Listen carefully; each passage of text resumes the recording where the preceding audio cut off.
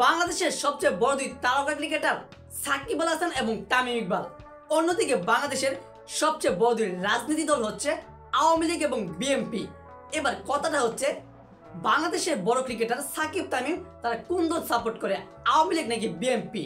সেই প্রশ্নে আসতে গেলে সকলেই জানা কথা, দেখা নিজ চোখে কথা যে সাকিব আল হাসান আওয়ামী লীগ করে এবং শেখ হাসিনার কথায় সে এমপি হয়েছে, আওয়ামী লীগের রাজনীতির সঙ্গে সে জড়িত। তবে তামিম ইকবাল কোন দল সাপোর্ট করে?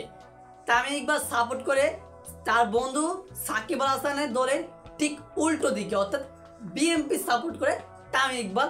আজকের বিপিএল এর ম্যাচে তামিম ইকবাল তার এক তামিম ভক্তকে জানিয়ে দিল যে সে বিএনপি সাপোর্ট করে। দর্শক, আজকে বিপিএল এর ম্যাচে তামিম ইকবাল যখন বাউন্ডারি লাইনে ফিল্ডিং নিচ্ছিলেন তখনই তার এক ভক্ত জুড়ে চিল্লান দিয়ে বলে যে তামিম ভাই তুমি কোন দল সাপোর্ট করো, আওয়ামী লীগ করো নাকি বিএনপি করো? সেই প্রশ্নেই তামিম ইকবাল সেই ভক্তকে একটি লাইক দেয় এবং সেই ভক্ত যখন বলে যে বিএনপি সাপোর্ট করো তখনই কিন্তু তামিম ইকবাল একটি লাইক দিয়ে বলে গাড়টি নাড়িয়ে হাত মুচকে আসি দিয়ে বলে গাড়টি সে মাথা নড় করে যে হ্যাঁ আমি বিএনপি করে।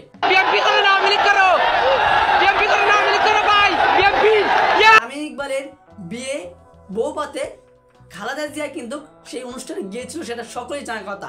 আর তামিম ইকবাল যখন সে আন্তর্জাতিক ক্রিকেট থেকে যখন অবসর নিয়েছিল এবং যখন অবসর নিয়েও সে দীর্ঘদিন যাবৎ ক্রিকেটে ফিরতে পারছিল তখন সকলেই বলছিল যে তামিম ইকবাল বিএনপি করে তাই তাকে দলে রাখা হচ্ছে না। এবার বিভিন্ন কথাকে উড়িয়ে দিয়ে তামিম ইকবাল প্রমাণ করে দিল যে হ্যাঁ আমি বিএনপি করি, আমি এই তো বিএনপি করে দেখি। তো সকলকে জানিয়ে দিল, তার ভক্তকে এবং সকলকে জানিয়ে দিল আমি বিএনপি করি।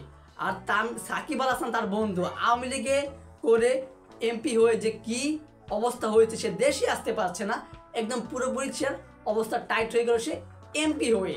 আর তামিম ইকবাল সে সুখী আছে, কিন্তু সে যদি রাজনীতি করতে চায় তাহলে তার অবস্থা ঠিক এরকমটা হওয়ার সম্ভাবনা বেশি রয়েছে। সো দর্শক, এ বিষয়ে আপনার গুরুত্বপূর্ণ মতামতটি জানিয়ে দিবেন কমেন্ট বক্সে। আর অবশ্যই ভিডিওটি ভালো লেগে থাকলে ভিডিওটি লাইক দিয়ে চ্যানেলটি সাবস্ক্রাইব করে আমাদের পাশেই থাকবেন। ধন্যবাদ।